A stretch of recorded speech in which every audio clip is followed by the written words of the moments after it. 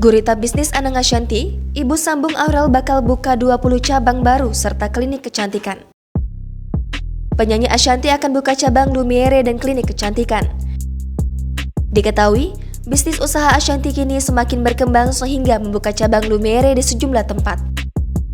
Hal ini ditanggapi oleh istri Anang Hermansyah, Ashanty, dilansir dari kanal YouTube KH Infotainment pada Jumat, 4 Maret 2022.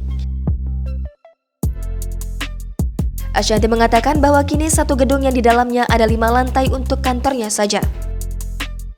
Ashanty melanjutkan bahwa ia di tahun ini akan membuka cabang bisnisnya Lumiere di 20 cabang dan 1 lantai klinik kecantikan.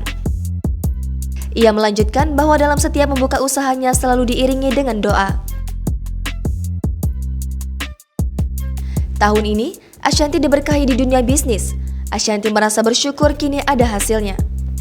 Ashanty mengatakan bahwa selama pandemi ia tidak mengurangi karyawan atau pemutusan hubungan kerja, melainkan karyawan yang berhenti sendiri.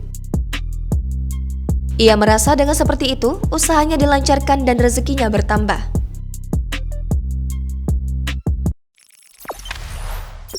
Jangan lupa subscribe, share, komen, dan like ya!